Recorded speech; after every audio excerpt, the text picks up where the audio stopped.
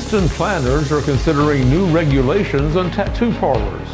Jacksonville is looking for help with the city cleanup, and we meet another candidate for a top job in the local school system.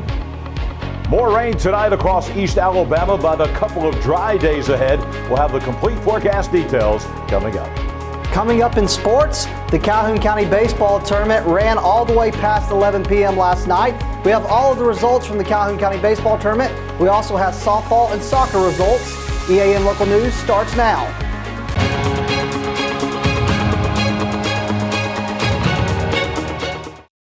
Segment of EAN Local News is brought to you by Waldrop Manufacturing, metal buildings made right here in Calhoun County. Hello, we're glad you could join us. I'm Mike Stedham. And I'm Katie Edwards. Anniston officials have scheduled a public information meeting later this month to discuss proposed changes to the city's zoning ordinance. Several of those changes would deal with the regulation of tattoo parlors, which have been the center of controversy in recent weeks. That meeting will start at 5 p.m. next Thursday, March the 14th, in the main hall of the city's meeting center on Noble Street. A presentation will be given by Jason Fondren of the city's consulting firm, KPS Group. After the presentation, citizens will be allowed to submit their input on the proposed zoning plan, as well as to submit questions. All the input will be taken into consideration, and all questions submitted will be answered via email after the event. A copy of the proposed plan is available on the city's website. If adopted, the new restrictions would prohibit a tattoo parlor from being closer than 500 feet from another parlor or tattoo studio. It would limit the number of parlors to 3 within the C district of town, and it would prohibit such parlors with frontage on Noble Street. Also, tattoo studios may not be co-located with food service businesses, hair or nail salons, dwellings, lodging establishments, or other establishments that are not directly associated with the provision of body art services. Retail sales would be limited to those customarily incidental to body art services. All body art services would be by appointment only, and walk-in service would not be permitted. When we come back, we'll introduce you to another finalist for the Jacksonville City School Superintendent. For metal buildings in Alabama and the Southeast, Waldrop Manufacturing is your one-stop source. A Waldrop metal building provides the coverage and protection your investments need. They specialize in carports, RV covers, portable buildings, and storage buildings. Stop paying rent for storage. With Waldrop's price per foot, you can actually save money by buying straight from the manufacturer. Waldrop buildings are guaranteed because Waldrop manufactures buildings with U.S. steel right here in Calhoun County. Waldrop Manufacturing, serving the entire Southeast. Give them a call today. This segment of EAN Local News is brought to you by Oxford Lumber. Come visit any of our locations in Oxford, Jacksonville, Talladega, and Roanoke. Piedmont Elementary School Principal Bridget Stewart might be moving up. Stewart was one of 5 candidates named last week as a finalist for a superintendent's opening in Jacksonville City Schools. She has served as principal at Piedmont Elementary School since 2017. Prior to that, she worked in a variety of roles in Jacksonville City Schools, serving as an elementary school teacher, a digital instructional specialist, and as director of technology. Stewart holds 2 degrees and a certification from Jacksonville State University. The degrees include a bachelor's degree and a master's degree, both in elementary education. She also holds an instructional leadership certification. The superintendent's job opened when Mike Howard, who previously served in the role, announced he would move to become the superintendent of Lee County Schools, a job that began January 1st. And when we return, volunteers are needed for a special work day being planned in Jacksonville. For over 60 years, Oxford Lumber has been servicing our area, and our customer service has always been our main focus. Our customer service is what sets us apart from anyone else. From the moment you enter, our highly trained staff will treat you like family. To enthusiastically provide total customer satisfaction within a positive and self-fulfilling employee relations environment. Visit us at any of our 4 locations or at oxfordlumber.com.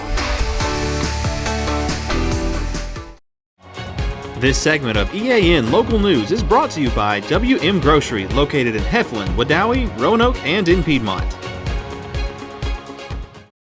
Volunteer workers are needed to help with the Take Pride in Jacksonville Day scheduled for April the 13th. The city is planning a major cleanup on that day, allowing residents to dispose of various household items and have sensitive documents shredded. The day's activities will feature a Main Street cleanup where volunteers will spruce up the city by collecting litter in public areas. Registration for workers is at City Hall, 320 Church Avenue Southeast, beginning at 8 a.m. Neighborhood groups are encouraged to organize their own volunteers, and the top 2 groups with the most participants will win $100 each. The city is offering a free landfill day from 7:30 a.m. to 11:30 a.m. at the Jacksonville Piedmont landfill. Construction debris will not be included, and it's available only to Jacksonville residents. A document shredder sponsored by RMC will be available at City Hall, and each resident will be limited to 6 standard-sized bags or boxes per vehicle. Recycling and trash disposal will be offered for such items as cardboard, paper, plastic, electronics, except for monitors and televisions, batteries, and paint cans. The drop-off at City Hall is between 8 a.m. and noon. Mike, today was a bad day to forget my umbrella, but that's exactly what I did. It was a bad day to forget it, but will we need it tomorrow and the day afterwards? Let's check in with John Holder in the EAN Weather Center to tell us, are we going to need those umbrellas? Mike and Katie, a chance to dry out over the next couple of days, but more rainfall coming for Friday. We will have the complete forecast for all of East Alabama next. Since 1993, WM Grocery has been a major part of our local community. WM offers the very best in fresh produce and an outstanding meat department. WM also has many local products not found anywhere else and fresh sushi every day. If you need an event catered, come see Mrs. K at any WM store. Curbside pickup is also available for your online grocery orders. Be sure to download the WM app for all the deals of the week and shopper rewards. Go check them out today at any of their locations. We take pride in our community and appreciate your business. Temperatures about where they should be for this time of year across East Alabama today with the cloud cover and the rainfall. 65 for the high today, but our mornings continue to be very, very warm. 17 degrees above the average with our morning low again at 59 degrees. Record high temperature 84, the record low at 14. Sun rising tomorrow at 6:05. And look at that sun not setting in this evening until 5:44. Weather on your street on this Tuesday night. Going to take out to Cave Road and Weaver. Showers and storms continuing tonight, but this will be out of here by midnight tonight. Still very warm, way above average for this time of year. 55 for the low overnight tonight. A better day coming up tomorrow on your Wednesday. Just a small chance of rain out on Duke Road in Wellington in northern Calhoun County. Chance of rain tomorrow is only about 20%. And with that and with more sunshine, temperatures are going to be warmer tomorrow with a high at 73. As we take a look at the rest of the week, dry until Friday. Alford Bend Road in Hoax Bluff, a mostly dry day tomorrow. A totally dry day coming up on Thursday. And it looks like most of Friday in the morning hours will be dry, but Friday afternoon and Friday night, wet weather returns. The good news is temperatures will be in the 70s all week long.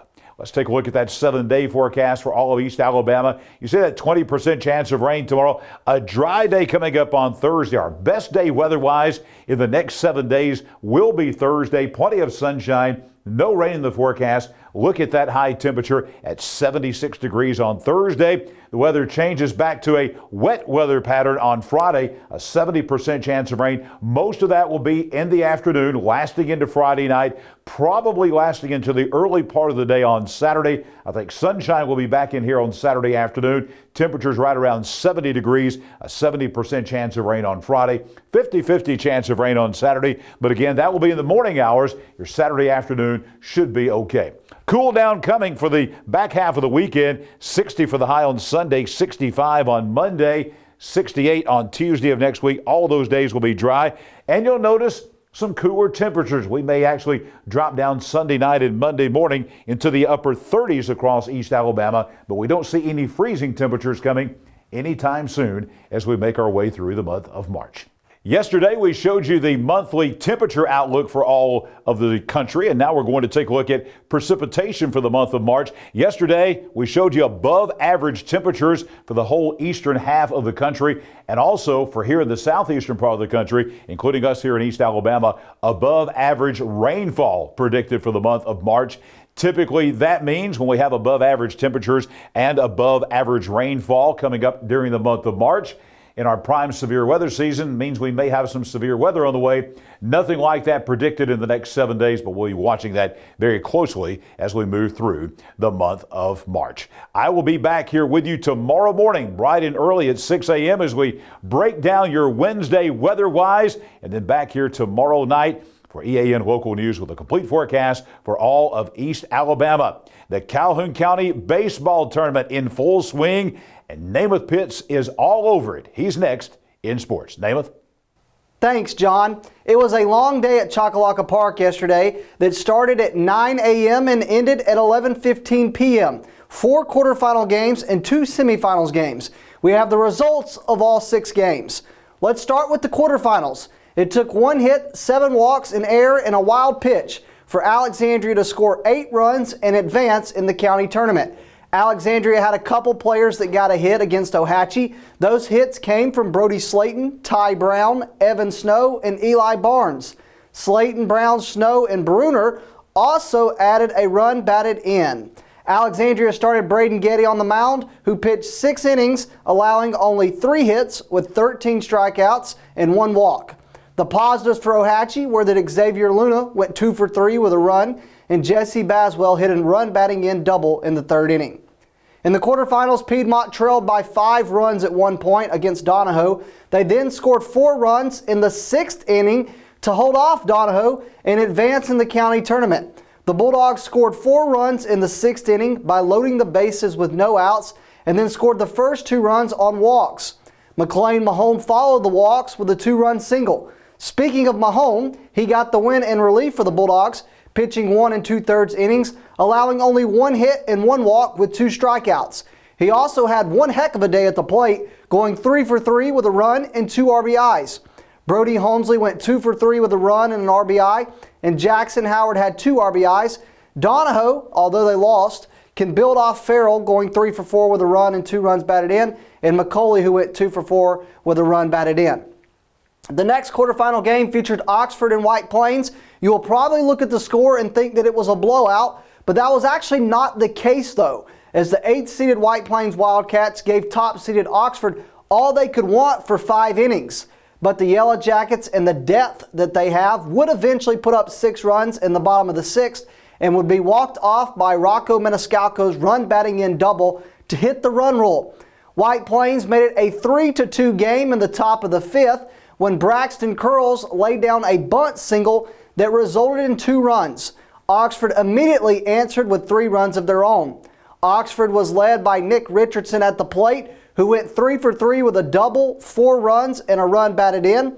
R.J. Brooks and Maniscalco had 2 hits apiece, and Carter Johnson went 1 for 1 with 2 runs and 3 runs batted in. White Plains starter Coleman Ray was impressive by only allowing 4 hits and 3 earned runs with 1 strikeout over 5 innings. The final quarterfinal game featured Jacksonville and Pleasant Valley, and I've got to tell you, Gavin Peeler, he is one of the best players in the county for a reason, and it showed yesterday when Gavin Peeler hit a 2-out, 2-strike single in the bottom of the 7th, which would score Zay Lemon and push Jacksonville into the semifinals of the county tournament. Jacksonville trailed by 3 runs before coming back to walk it off. Pleasant Valley had opportunities to bury Jacksonville, but could not do it. Logan Williams for Pleasant Valley went 3 for 3 with a double, and Underwood was 2 for 3 with 2 runs batted in. For Jacksonville, it was Lemon who went 2 for 3 with 2 runs and an RBI. Gavin Peeler was 2 for 4 with a run batted in and a walk-off hit.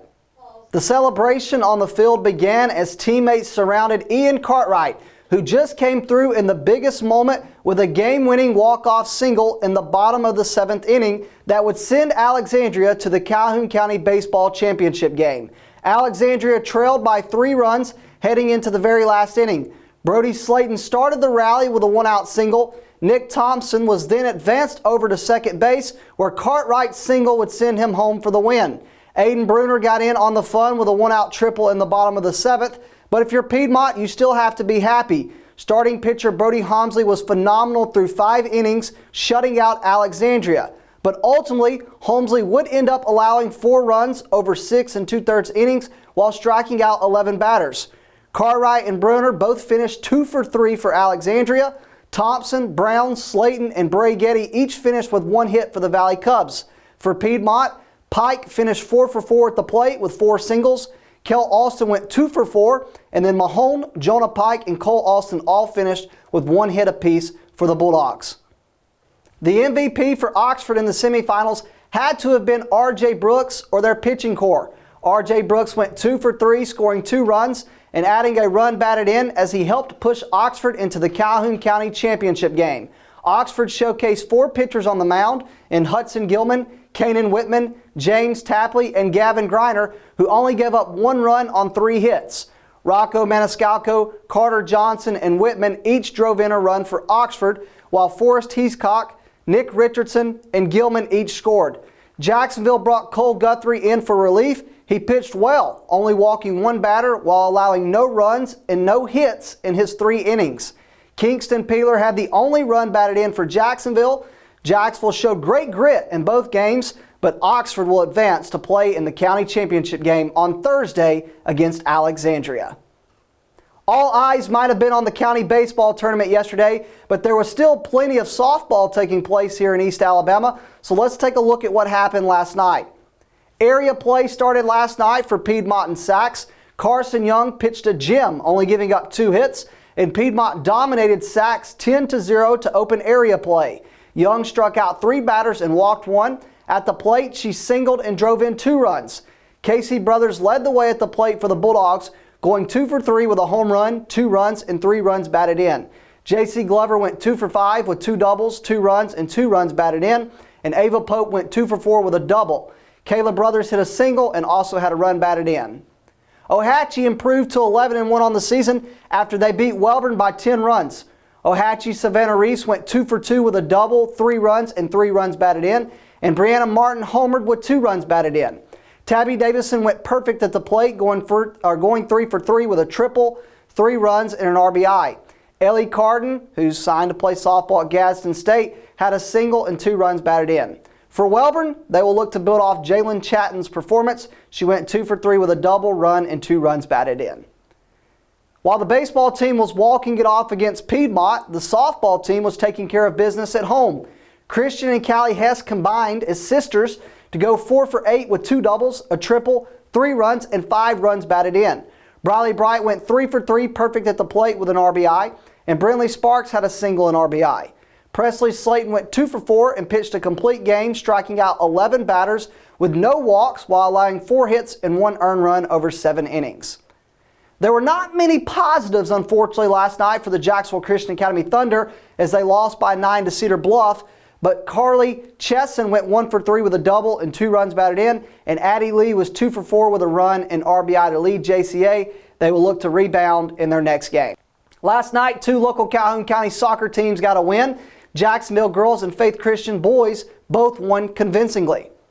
There were several Jacksonville Golden Eagles that scored last night. Lexi Page, Emerson Weaver, and Johia Kim each scored 2 goals apiece. Sarah Sloffi had a goal and 3 assists, and Willa Kate Walker had a goal and 1 assist. Sophia Snyder had 2 assists, and Paige and Kylie Terrell also added 1 assist each. Emma Easterling anchored the defense with goalie Kelsey Sigler recording 4 saves. Jacksonville girls took care of business against Cherokee County as they won 8-1. And then in boys action for the Faith Christian boys, it was Brooks Burnham and Jack Strotman who each scored 3 goals apiece. Mason Blackstone and Joseph Carroll scored 2 goals apiece, and Colt Turley added 1. It was a scoring fest as Faith Christian dominated 11-1. And that's it for EAN Local Sports. Let's go back over to Mike and Katie. Thanks for the update, Namath, and we thank you for watching today. You'll find us here online every weekday on YouTube, Instagram, Facebook, or on our website. Just go to the platform of your choice and watch our news, sports, and weather whenever it's convenient for you. Have a great Tuesday evening. We'll see you back here Wednesday for your news on your schedule.